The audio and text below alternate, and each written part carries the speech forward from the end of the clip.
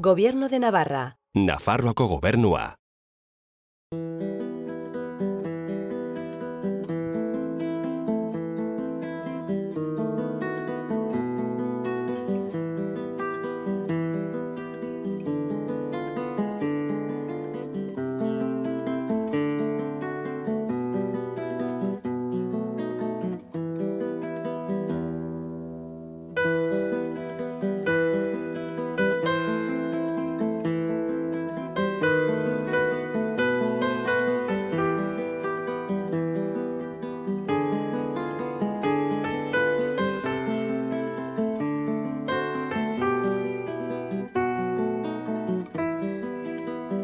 Atal honetan, Nafarroa mailan karlistek eta erreketek izandako protagonismoaz mintzatuko gara, hala nola kolpean nola gerran izandako protagonismoaz.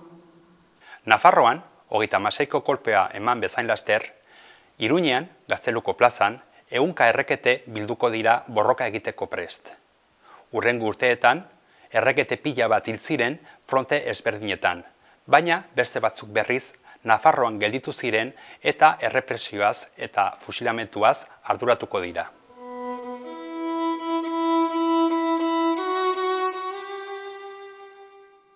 Erreketeak karlistak ziren, baina era berean indar paramilitar bat osatzen zuten.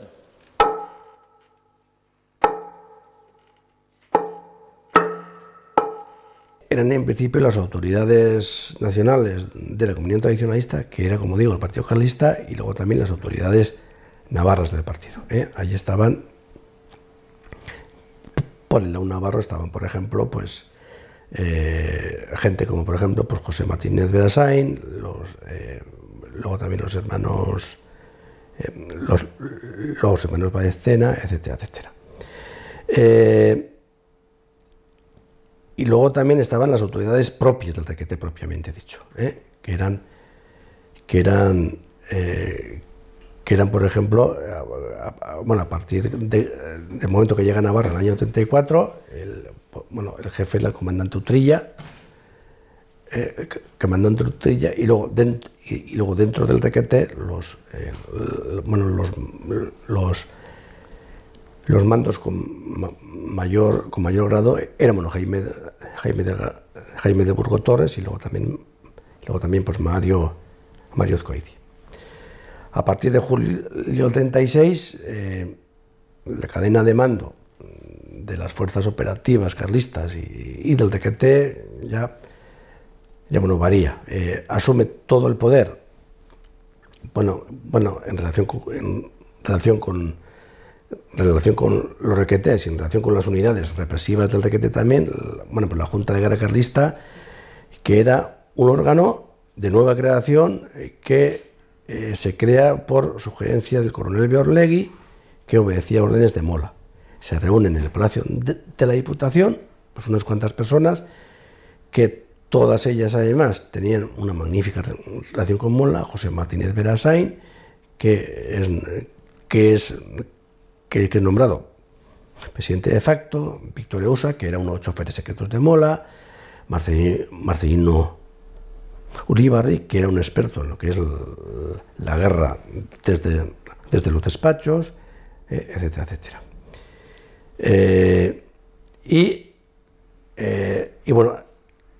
Pues articulan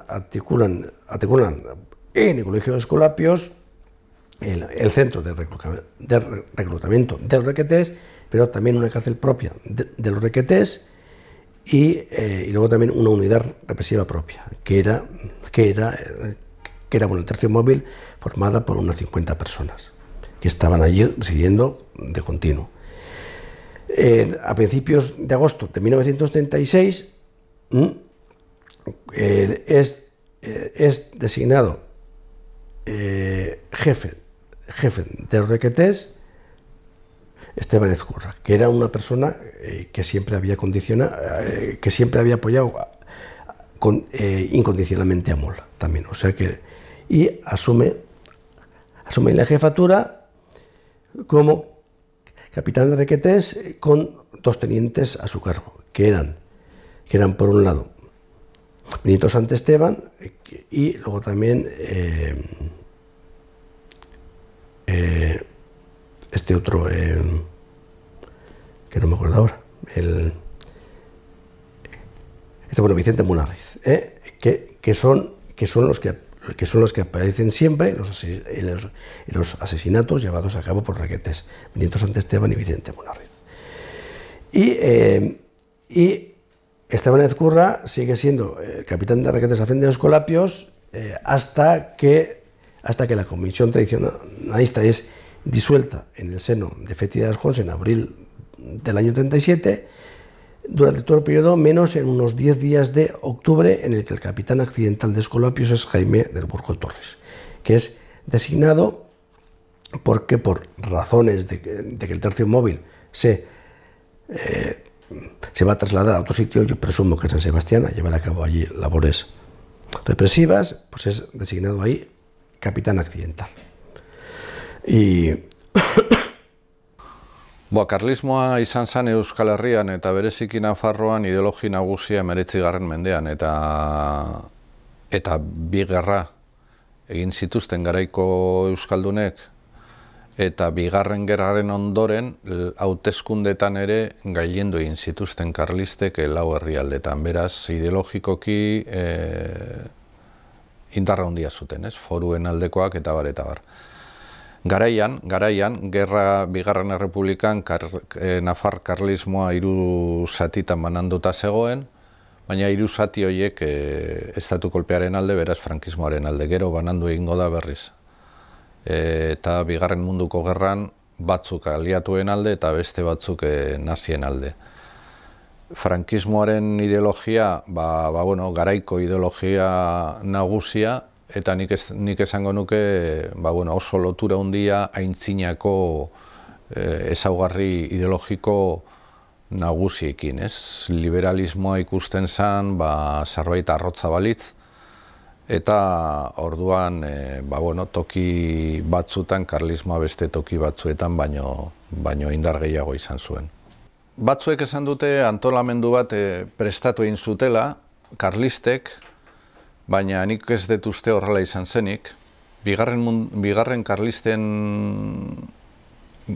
borrokaldian, 19. mendean bai osatu egin zuten estatu bat, txanponekin eta guztiz, baina hortan izan ziren aliatuak, frankismoaren edo kolpisten aliatuak besterik ez. Beraz, ez dut uste zerbait prestatua zutenik. Bakarrik nahi zutena zan hain zuzen ere liberalista, komunistak eta sozialistak beraien ustez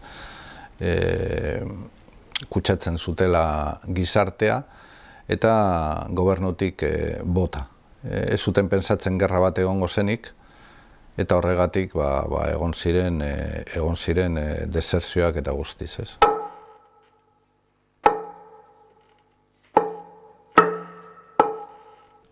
En primer lugar, en los primeros momentos de la República, los Requetés montan una primera estructura, sobre todo diseñada para pequeñas acciones de guerrilla urbana, que es la estructura de curias, que desarticulada en la primavera del año 32 por efecto de unos incidentes que hubo un domingo de finales de abril en el que hubo unos enfrentamientos en la calle que al final derivaron en un tiroteo de un carlista al lado del círculo carlista, allí entre la lotería de Navarlaz y el círculo carlista en el que mueren varias personas. Luego ya en el año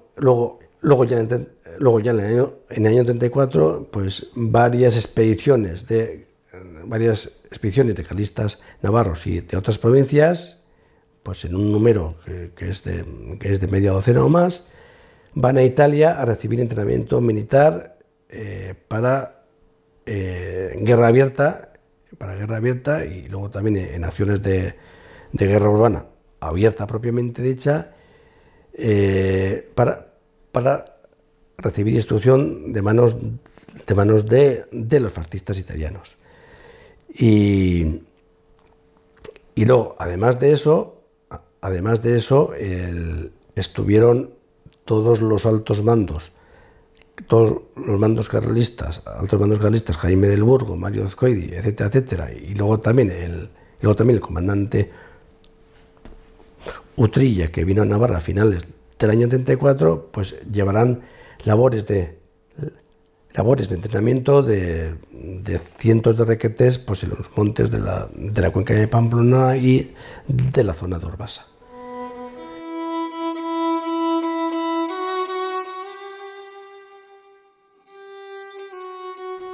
Bigarren Errepublikan talde bortitza osatzen zuten erreketek, baina are bortitzagoak izan ziren errepresioaren garaian.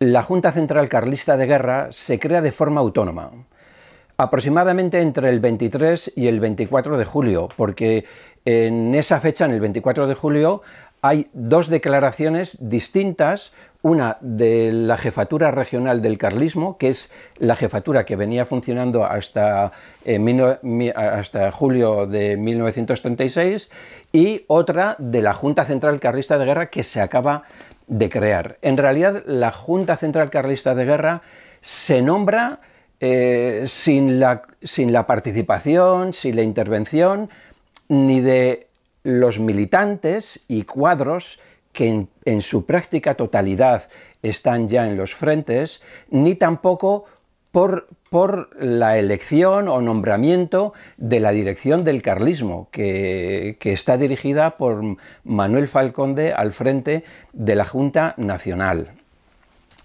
Entonces, esta Junta de Guerra de Navarra, pues en realidad lo que va a hacer es sustituir a la antigua Junta Regional sin que nadie la haya nombrado. Y de hecho, entre sus integrantes solamente hay dos personas que pertenecen a la antigua Junta Regional y Joaquín Valestena, que era en realidad el jefe regional del carlismo, pero que en esta Junta Central es relegado con el nombramiento de una presidencia de honor.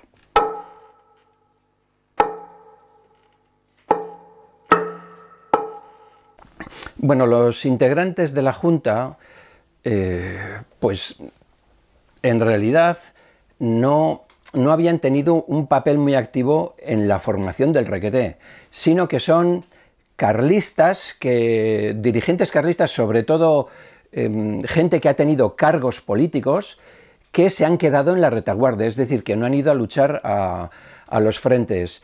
Y paradójicamente, la mayor parte de estos miembros de la Junta, de la autodenominada Junta Central Carlista de Guerra, van a tener una gran relación tanto con el general Mola como con el cuartel general de Franco, ¿no?, cuando se ha nombrado presidente del gobierno. En contradicción con la postura que asume la Junta Nacional, que mantiene una serie de diferencias tanto con Mola, incluso antes de la sublevación, como con el cuartel militar de Franco. En realidad, la Junta Nacional, que es la que dirige, vamos a decir, legalmente el carlismo, y la Junta Central Carlista de Guerra de Navarra, van a tomar posturas totalmente divergentes en todos los sentidos, tanto en el caso de la represión como en el proyecto político franquista, y esto pues va a provocar un verdadero enfrentamiento entre estas dos partes del carlismo.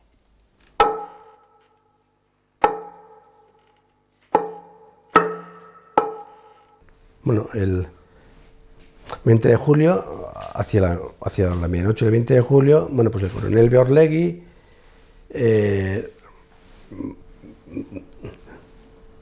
va al círculo carlista y se encuentra allí, según cuentan algunas fuentes, con una serie de personas que casualmente eran muy afines a Mola. El coronel Beorlegui era el jefe de orden público que había designado para sus primeros días Mola. antes de marchar al frente, ahí en Pamplona, y con el papel de coordinar la primera represión en Pamplona. Y les dice, oye, ¿por qué no montamos una junta de guerra al estilo de las que se montaron en el siglo XIX? Y una serie de personas dice que sí, pero todas ellas, como digo, eran gente de marcada fidelidad a Mola. Y van al Palacio de la Diputación, y allí, para que todo el mundo vea que el Palacio que la Diputación Foral de Navarra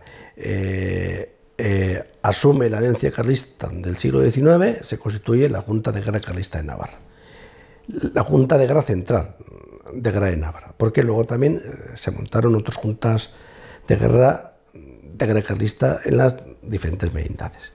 Y esa Junta de Guerra está formada por José Martínez Beasain, Victoria Ausa, que eran unos choferes secretos, Marcelino Ulibarri, que luego será el que Franco designará como el jefe del servicio de recuperación de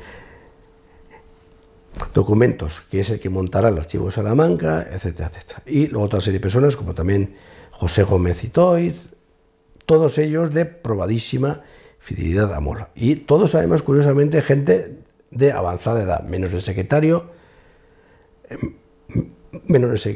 menos Uriz, que luego, curiosamente, sería secretario de la Diputación Foral de Navarra durante 40 años. Todos gente de edad más que avanzada. Bueno, son los que organizan la movilización de los requetés y los que organizan también la limpieza política en Navarra desde el lado requeté.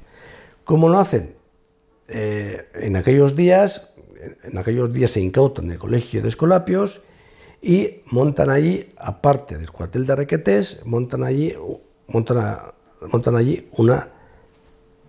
una cárcel propia y montan allí una unidad represiva propia de los requetés, que era el tercio móvil. Y designan como jefe del cuartel a Esteban Ezcurra Arraiza, que era una persona también de edad avanzada, como capitán de requetés al frente de todo aquello y como subordinados directos Benito Santesteban Martínez, que era sobrino de José Martínez Beasain, y luego también como otro teniente a Vicente Munárriz San de Arellano. Además de ello, nombran a tres oficiales de policía, un tal Sagardía Garrigaburu, luego un tal Larrea y luego también a un tal Aparicio. Bueno, durante dos meses, Escolapios fue una cárcel por la que pasó muchísima gente y por la que mucha gente salió para ser luego asesinada extrajudicialmente. Curiosamente,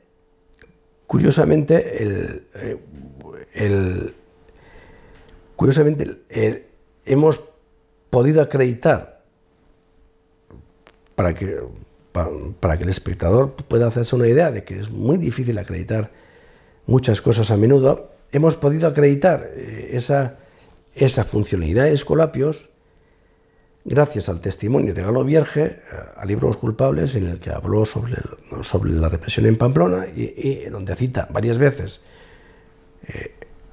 esa cárcel de Escolapios, y luego también gracias a un informe que un escolapio nacionalista, Justo de Mocoroa, llevó a José Miguel de Barión de Arán en el año 37.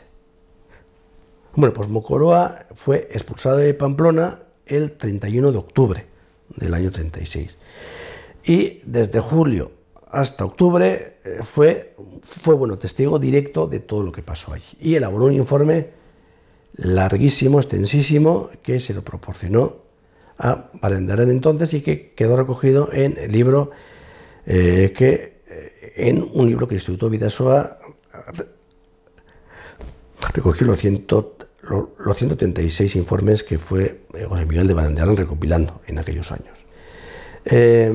Pero sin esa información la labor, la función de la cárcel de Escolapios habría quedado totalmente en olvido. Incluso todavía hay gente, algunos carlistas, que siguen diciendo que eso es un infundio, que esa cárcel que no existió, que esa unidad represiva no existió, y tal y cual. Y a su mando estuvo durante todo el periodo, hasta abril del 77, como digo, Esteban Ezcurra Arraiza, y estuvieron ahí operando Benito Santesteban y Vicente Munarriz, menos en un intervalo de unos 10 días que estuvo como capitán accidental, fue nombrado por el propio Esteban Ezcurra, fue nombrado Jaime del Burgo Torres. De ello, Jaime del Burgo no hace para nada mención en su autobiografía, pero eso está documentado tanto en el Diario de Navarra como en el Pensamiento Navarro.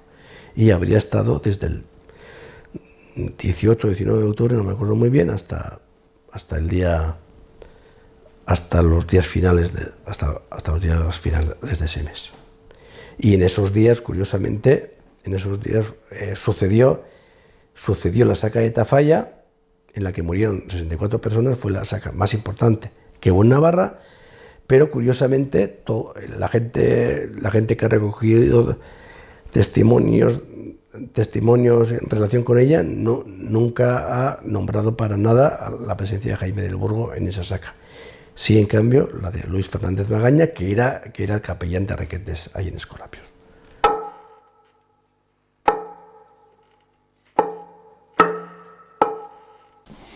Erreketeak dira karlistak armekin, entrenamenduak, erreketeak deitzen zieten prestatutakoak gerrarako, eta iaia herri guztietan bazuten indarra. Naiz eta euren artean aldeagon. Bildu egin ziren Iruñan, historiadoren arabera 40.000 izan ziren, nik ez dut uste inbeste izango zirenik, asko bai, baina inbesterako ez, Gaztelu plazan ez dira 40.000 pertsona sartzen, ez. Herri guztietan antolatu egin ziren eta prestatu egin ziren estatu kolperako, ez gerra baterako. Hori nik usten dut argi esan behar dela zen, eta aste bat, bi aste pasa ondoren eta gerra bihurtzen ari zenean, desertzio asko eman ziren, eta desertzio hoien artean afusilatu batzuk ere egon zirela. Hala ere, karlismoak bere gorabeherak izan zituen frankismoaren baitan. Askotan, barneko desadostasunak ekintza bortitzetan bukatu zuten.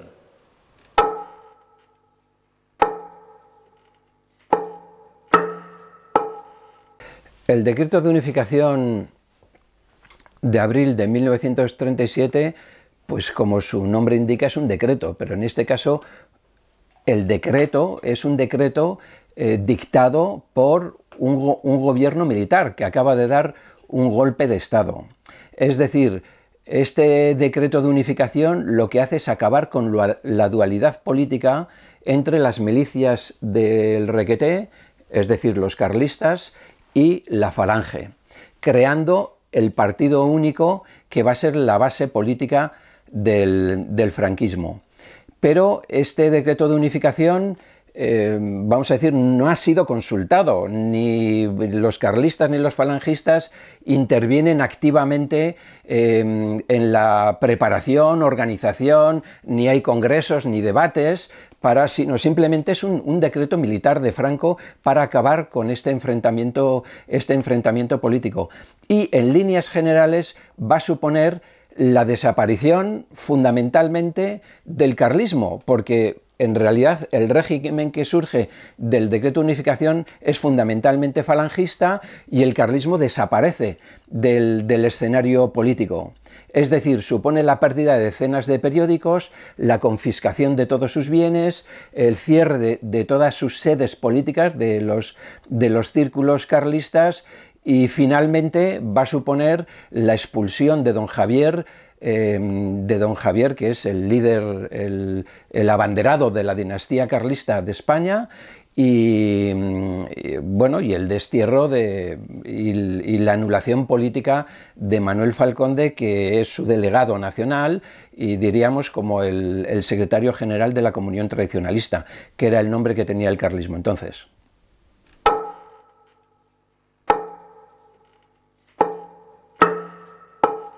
Bueno, el decreto de unificación supone la práctica desaparición del carlismo de la escena política en la guerra civil, aunque hay que hacer la salvedad de que el decreto de unificación es aceptado por la Junta Central de Guerra Carlista, que en una especie de golpe de Estado interno obliga a los representantes de otras regiones a aceptar el decreto de unificación, mientras la Junta Nacional, que era la que en realidad representaba la dirección del carlismo, es disuelta y desaparece. Y a partir de este momento el carlismo, incluso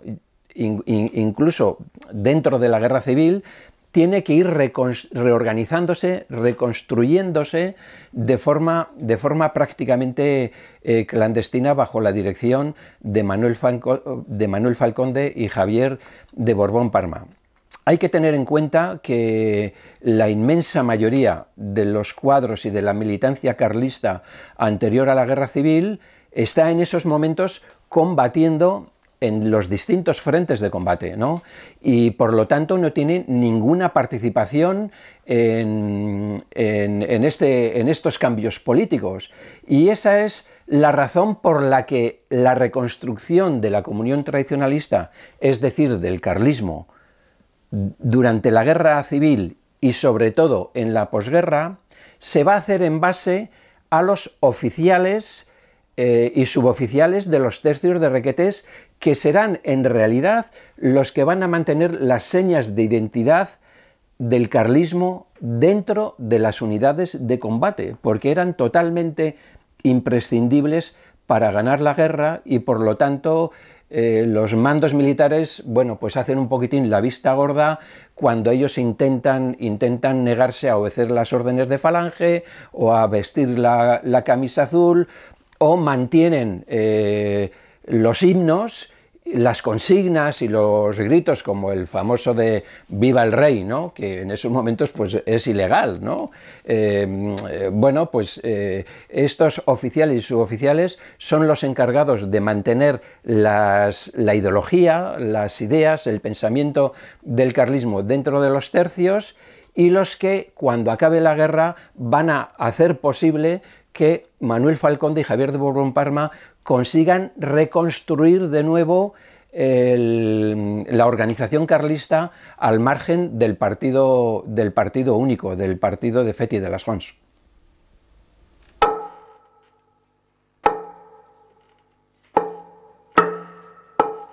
El carlismo en realidad siempre, desde sus comienzos, ha sido una verdadera constelación de tendencias.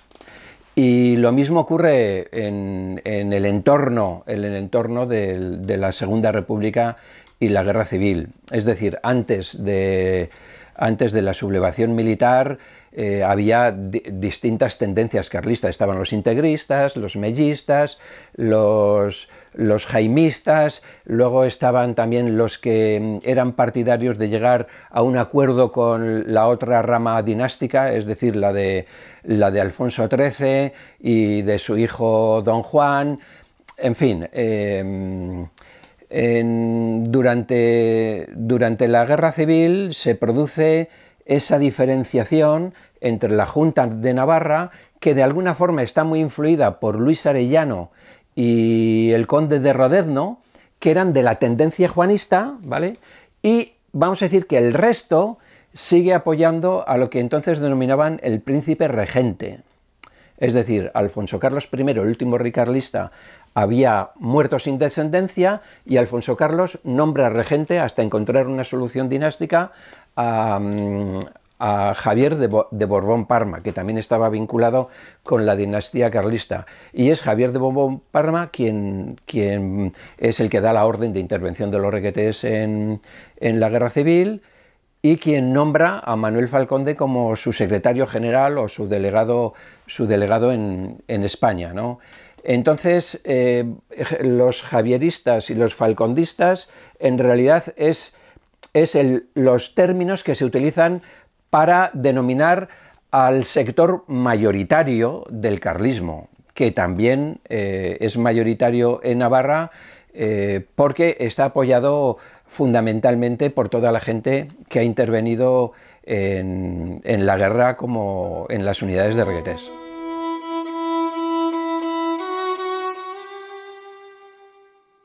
Karlismoa eta erreketeri buruz egingo dudan balorazioa oso eskorra, oso negatiboa izan beharko du, ez? Alde batetik, gaur egun nik behintzat ez dudalako ulertzen arazo dinastiko bat nola bihur daiteke ideologi batean, hain zuzen ere 19. mendekoa, naiz eta jakin foruen aldekoak, eta bar egon, eta gero bereziki bigarren 20. mendeko gerra zibila horretan parte hartzaileen aldetik, egin zuten, Frankoren aldetik represio latza, naiz eta beraiek toki batzuetan ez izan abanguardiakoak, baina ideologikoki behintzat nik usten dut nire balorazioa behintzat oso negatiboa da.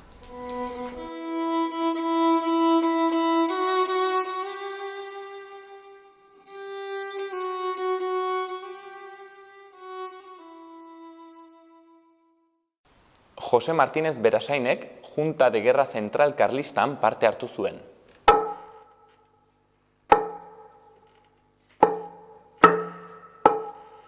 José Martínez Berasain era el dueño de un comercio de artículos religiosos que está la bajada de Javier, que actualmente todavía pervive bajo el nombre de Martínez Urmeneta, y a la vez era una persona muy destacada dentro del organigrama de la comunión tradicionalista en Navarra. Era la persona que por decir así, gestionaba toda la red articulada de la comunión tradicionalista en toda Navarra. Era el que tenía todos los contactos en todos los pueblos, el que sabía todos los datos de en dónde hacer mitines, de quiénes eran las personas con las que había que contar, etcétera, etcétera. Tenía, por decir así, toda la comunión tradicionalista en la cabeza.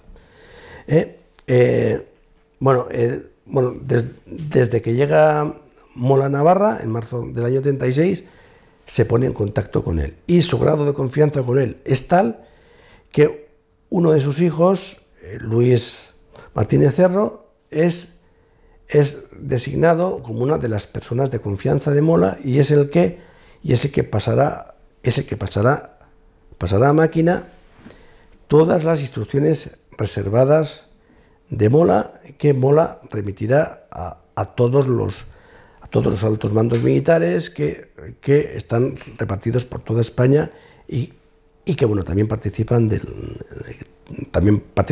de la conspiración.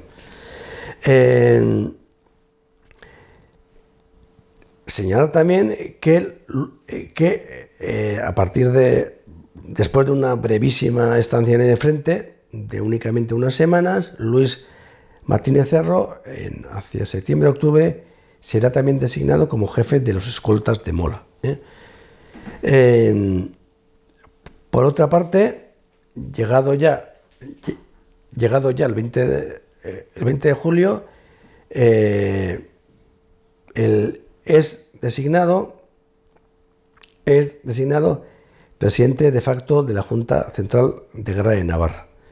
Sí que es verdad que como presidente de la Junta aparece uno de los Baecena, pero en la documentación este Baecena nunca figura como tal. Habrá sido una especie de presidente honorario, pero el presidente de facto es siempre este José Martínez Berasain. Y bueno, estuvo al frente de ese órgano que, como digo, era el órgano que gestionaba la movilización por el lado de los requetés y luego también gestionaba la limpieza política de los requetés y de los carlistas a través del cuartel de Escolapios y a través de su tercio móvil. Llegó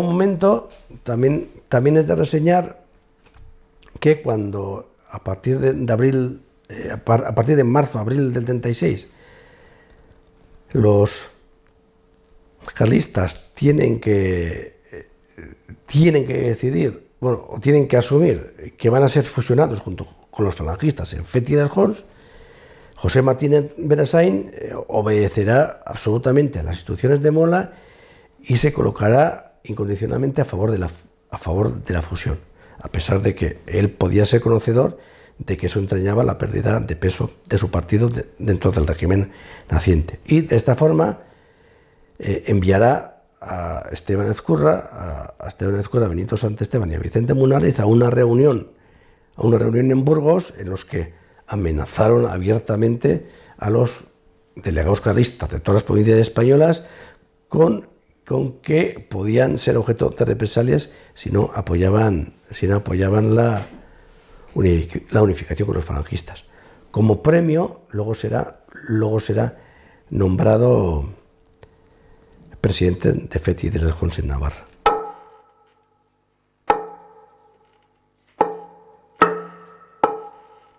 Karlistek asko idatzi dute, memoriak eta liburu asko argitaratu dituzte, baina dokumentazio gutxi dute.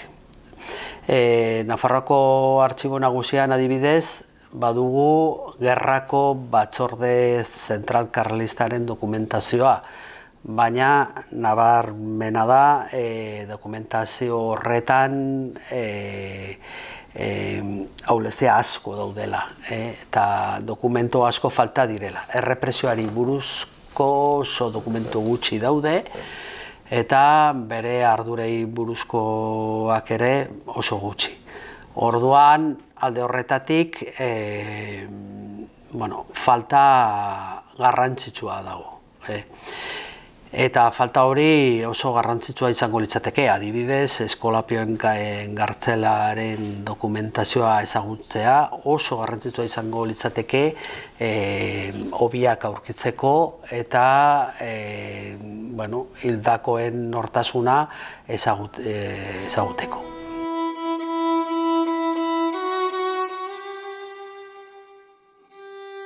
Frankismoak historiaren bere bertsioa inposatu zuen. Ondorioz, biktimen esperientziak isilaraziak izan ziren.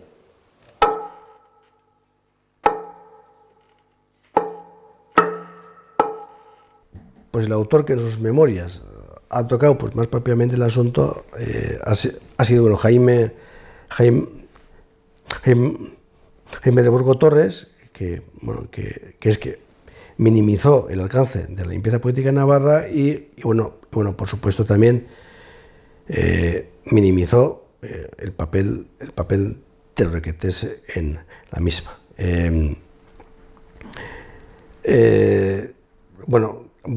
Pues diciendo que hubo diversos llamamientos a que no cometieran actos de violencia, pero la realidad es que los requetés fueron junto con los falangistas de los principales impulsores de la salvaje limpieza política que hubo en Navarra y que se cargó y que a fin de cuentas cosechó más de 3.000 vidas y luego encima tuvo en su haber cientos y cientos de detenciones, aparte de otras cuestiones como tienen que ver rapados de pelo, etcétera, etcétera, protagonizando en exclusiva, por ejemplo, sacas como la de Tafalla del 21 de octubre del 36 y coprotagonizando junto con falangistas la saca de la Valcardera. el 23 de agosto del 36.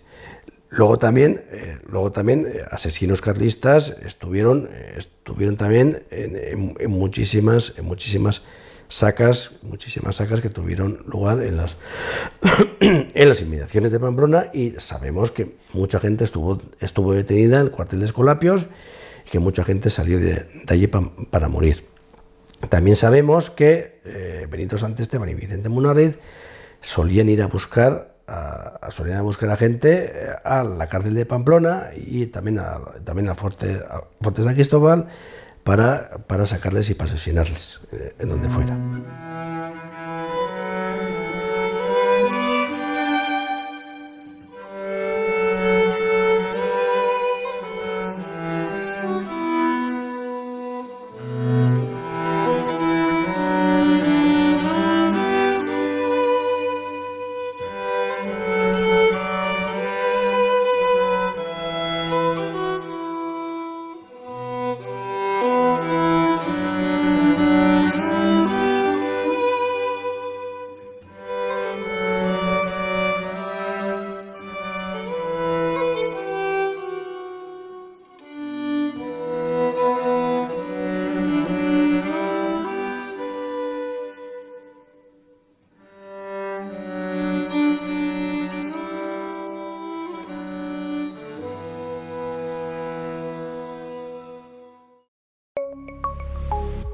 Gobierno de Navarra. Nafarroako gobernua.